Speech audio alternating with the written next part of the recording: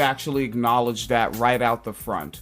For me, personally, as an individual, the finer details of this story don't matter to me as much as simply get it on the record that he is a neo-Confederate, patriotic Christian committing right-wing violence. Mm-hmm. Right? Like, I want to get that on the record, and then whatever else folks want to riff on it. Yeah. But there seems to be but this is where, I'm sure Phoenix Lee is aware of this is where I end up falling behind, and I can't really... Now, I have to be an algorithm chaser, right? Is this the algorithm chasing? Is this what they're doing? Yeah, a little bit. Little bit, but it's Thomas Jacob Sanford. Yes. And he shot up a Mormon church. Yes. And which, I'm one of those people, I threw the speculation out there because I think leftists should throw out speculation. Like, I remember the first time I heard someone, and oh God, I hate the following I have sometimes. I remember, years ago, there was a plane that disappeared. Yeah. And I just kept looking at everybody talking, and I was like, and this was back around when I had first met you. Mm-hmm. I kept getting on the phone with you yo, no one is admitting that we're all speculating until who got on the microphone. Rachel Maddow was the first person to say, hey, we're all speculating, and it's pretty irresponsible. Mm-hmm. But I understand that I accidentally got an audience that's going to be like, you said Rachel Maddow, angry now, angry fake leftist online noises. Shit lib. Right? You have no idea how corny and ineffective you are. But, throw out the speculation, right? A Mormon clapped Kirk, so he got some get right. Right. Leftists should do that. Get out there. Look at how fast, right now, J.D. Vance has his Twitter fingers ready. And as I'm sitting here talking, I just farted. And he's tweeting right now, flatulent leftist violence. He's on it. We need to be on it. He's tweeting the sombreros. Oh, that corny shit? Yeah. Where they're photoshopping sombrero hats on fucking Easter Island head-ass Jeffries. And a bunch of other Democrats now, too. Yeah, that's what they're doing with their time. But also, why not? They won. Yeah. It's to some degree, there are Republicans that, and for reason, not good reason, but for reason, they don't know they won, so they're still pumped up. But all the ones that are actually a part of this game, they know. They know it's time to party. They know they won, but their base doesn't know. Because that's the thing. They rely on fear and anger to motivate their base. And if they say they won and the war's over, then the base calms down and they can't have that. One thing I think people forgot about, and I'll keep reiterating it, but first thing I did, right after the 2016 election, I immediately went to what Alex Jones was talking about. And he opened his show when he was still doing 3 hours a day, and I was listening to every single whole episode so that I actually know what my opponents are doing. And he immediately opened the show saying, oh, now we really gotta fight patriots. Now they're really trying to take America from us. Yep. It's like they stay on it. It reminds me of the prepper groups, right? Because I've been some prepper groups on Facebook because I think they're hilarious. Yeah. But it's one of the things about prepper groups is no matter what, there's a sale on stuff, right? Because they have food buckets and shit like that, and MREs, right? Meals ready to eat. And no matter what's happening, there's a reason for a sale. Trump won, celebrate. Everything's 10% off. Leftist anarchy or Antifa and anarchist, whatever. Those Antifa people, yeah, you gotta get ready because they're coming for you. We're having a sale, right? The economy's doing great. Stock up now while you have money. We're having a sale. The economy's doing poorly. Stock up now while you can before it's too late. We're having a sale. We're having a sale. It's the sale to fucking celebrate the sale. We should celebrate. Come on. No matter what the fuck is going on, there's a fucking reason for them to have shit on sale. And that's what it reminds me of. It's Yeah, George Bush won re-election. It's a STEM sale, research sale. Oh, that's fucked up, man. Yeah. All right. Yeah. So, The fucking so this story. Mormon killer boy. Yeah. So I think at this point everybody knows the story.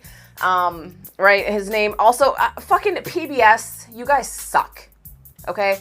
I have the article on PBS. I just want to note that the PBS they Okay, so there's 1, 2, 3, 4, 5, 6 paragraphs before they say the shooter's name. Yeah, I don't have it in me to demonize like the last ones, but yeah, that shit bugs me out too. Yeah. Like again, this is also a memory from back around when I first met you. All of this type of conjecture should be Patreon material, but fucking I remember looking at a story. And we're trying to find the woman's name, and she just kept being named as this guy's wife. But the story was about her. It was like Olympics or some shit. Yeah. Yeah. 2014 story. Yes.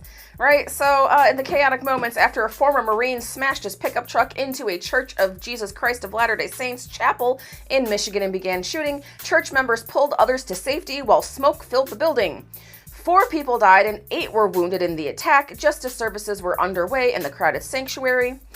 Investigators focused on what motivated the 40-year-old veteran, see, still no name, to open fire and set ablaze the church in Grand Blanc Township, about 60 miles north of Detroit. The suspect was killed while exchanging gunfire with officers. 8 people aged 6 to 78 were injured, including 5 with gunshot wounds, according to the police chief. Others suffered from smoke inhalation. This was an evil act of violence. The FBI considered the attack, the second on an American church in a little over a month, an act of targeted violence. Investigators declined to discuss possible motives. Authorities identified the shooter, finally we get to know his name, as Thomas Jacob Sanford, 40 years old, from the neighboring town of Burton. Investigators deployed a robot while searching Sanford's residence on Sunday, but did not say what they found or provide additional details about him. White House Press Secretary Caroline Leavitt said investigators were looking into how much planning went into the attack and whether any clues about the motive were left behind. So, I think at this point everyone knows that story, right? So he went in, he shot up the church, he set it on fire. The church building has actually, they had to tear it down like it was a total loss, the fire, because of the fire. Right? And so the first thought that everyone had was well, if you're a Republican, was oh my God, Antifa, the leftists. Oh my God, leftist violence, they hate Christians. Even though you know you're lying, but that's the thing. Their first thought was, how do I spin this lie? And their second thought was, which social media platform do I do it on first? Yes. And so then it turns out that the shooter was a white man, so everyone kind of stopped talking about it. And then it turns out he was an Iraq veteran who was a Marine, so they really stopped talking about it. And then the pictures came out. He's got a beard, he wears camouflage, he goes duck hunting, he has American flags on his pickup truck, the one that he drove into the church. So now no one's talking about it. So the reason I wanted to just bring this back a little bit is because I think a lot of people don't know this part. They did find out what his motive was. Would you like to take a guess? I forgot. I saw it, but I forgot. He hates Mormons because of an ex-girlfriend. And I just covered the damn story about the guy that killed the 2 girls. Yeah. Because he claimed his lie that he's telling is they laughed at Charlie Kirk. Mm-hmm. So apparently this guy had, quote, a fascination with Mormons and that they are the Antichrist and they are going to take over the world, says lifelong friend Francis Tersigny. Which, I've got to lie, I can't lie, it's a little bit weird to be friends with someone like that. You're willing to put your face and your name out here to be like, oh yeah, I was friends with him forever, and he was talking about how Mormons are the Antichrist. You hung out with a guy who talks about how Mormons are the Antichrist? On purpose? Yeah. You're fucking weird too. I don't know what's going on there. All he could talk about was Mormons. Why were you hanging out with this guy? Initially, investigators did not have a connection between the death and the attack. However, it turns out that he went down a rabbit hole. According to a former landlady, Sanford fell in love with a Mormon woman in Utah and he lived in Utah at the time, and she was, quote, extremely religious and pressured him to convert. He did not convert. She broke up with him.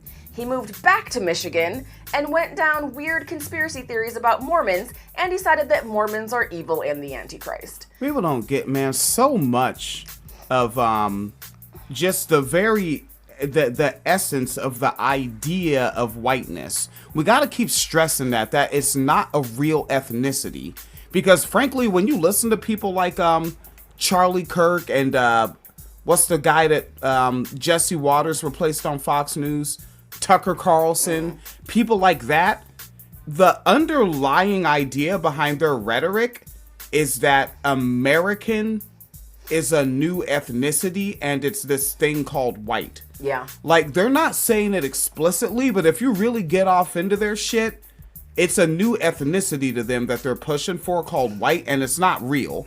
A lot of this shit behind all this whiteness, behind all this Christianity and all its offshoots, right? Like, remember, Catholicism is just an offshoot of Christianity. That's why the old question is, are you Protestant or are you Catholic? Right. Right? But all that shit, so much of it. And a guy named Michael M. Hotep, the one Hotep that I actually heard, the second Hotep I heard say we got to do away with patriarchy. That's white man shit.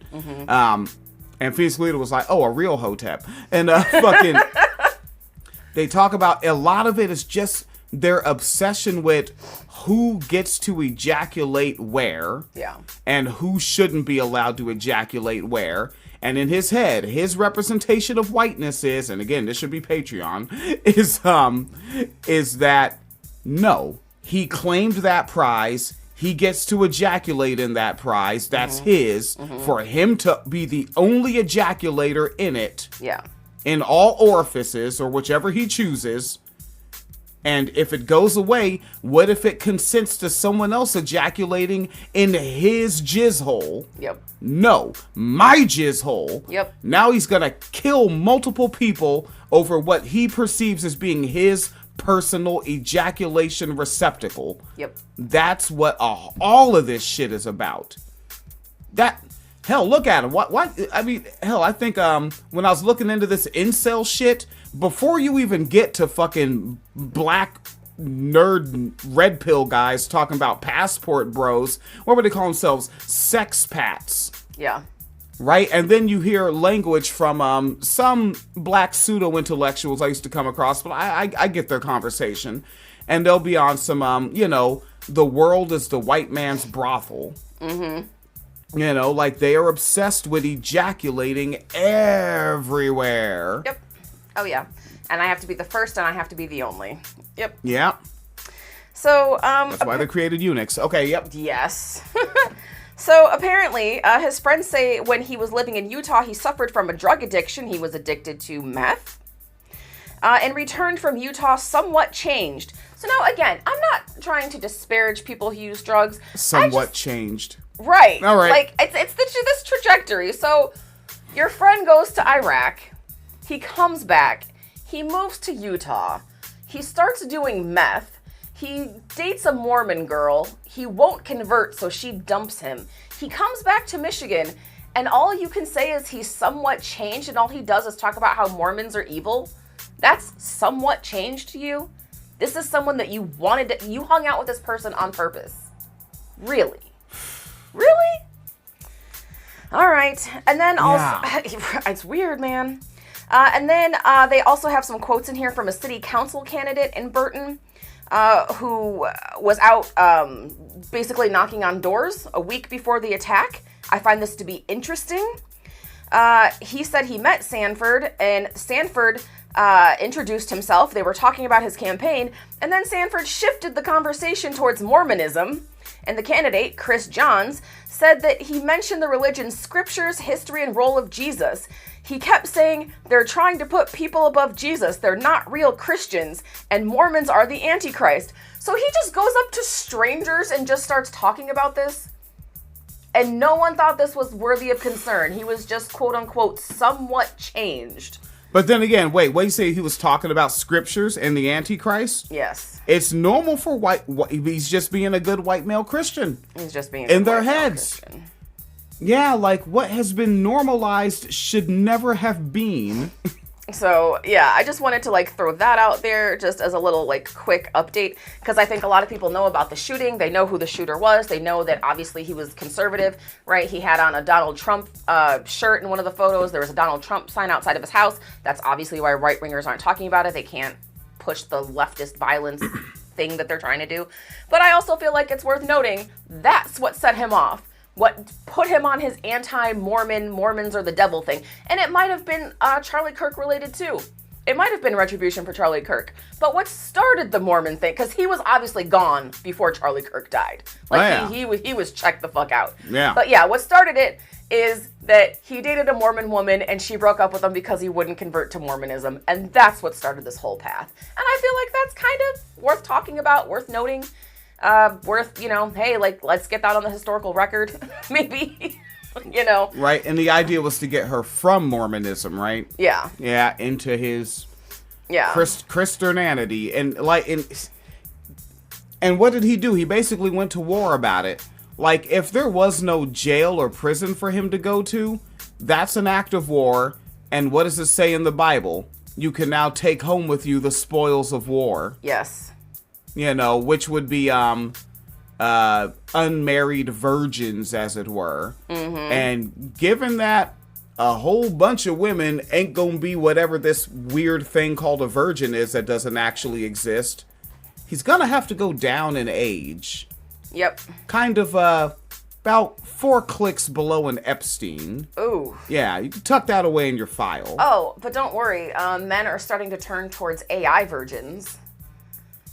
I know that you saw the post about that AI actress. She's not a real actress. It's fucking AI. It's not a real person. I think I scrolled on by, which is a problem. This is how I miss what's popping. Yeah, so someone wrote an article about how, like, it's not real. It is his favorite actress, but also is talking about how, like, it is a virgin. It is not a person. It cannot be a virgin. But that's the idea, and what shows you, like, what they're tuned into. Yeah, the shit's ridiculous. And the last thing I would just want to note about this is, of course, Laura Loomer, who has Donald Trump's ear. The minute that she found out about the shooting, she posted on Twitter. What did she post? Watching the attack on Christians today in Michigan, I say it's only going to get worse. The Democrats in Michigan are running a Muslim for Senate in 2026. His name is Abdul El Sayed. He is openly tied to the Muslim Brotherhood and refuses to condemn Sharia law. Now, just note, right there, we got to do that. They just tossed it out there. They're tied to the Muslim Brotherhood.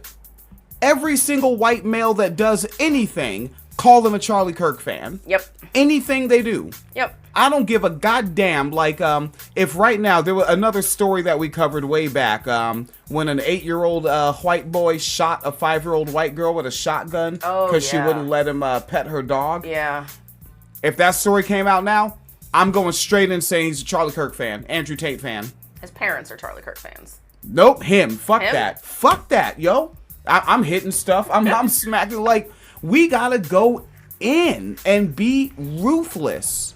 Yeah. Yeah, the left won't be ruthless unless it's against the left. You ever notice that? Yeah. Like right now, I got some clown Trevor Bo Bever in my comment section because I put up your post about how we're losing health insurance right now. Yeah. And he's like, so what? Can't Genocide Joe? He's doing that thing. Both parties are exactly the same down the line. Yeah. Okay. But yeah, so Laura Loomer couldn't wait to post that, and so, like, somehow this was like Muslims' fault or the left's fault.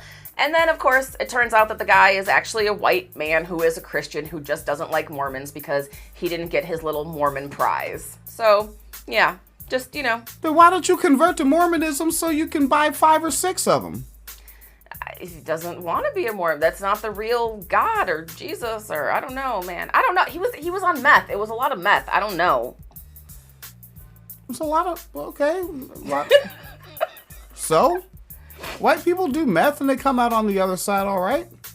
I mean, this guy is on the other side. Yeah, right. You got yourself he got him an expensive luxury pickup truck, all kind of fancy flags and Trump shirts. He can afford guns. He has time to go duck hunting. Like, come on. You won at meth. But he wanted the Mormon. If you fall off the fucking horse, what is your method? Try again. You fell off your Trojan horse. Get back on it, son. You gave up. Right? That cop we recently covered, he did that shit for over a quarter century. Yeah. Yeah. So, I'm just saying. Quitters never win. And winners never quit. Yep, and clowns in the comments. All right. Moving on. All right, so yeah, I guess that whole thing will just be public because I can't help but do the part that should be Patreon right there. Got to shut myself up a lot of times.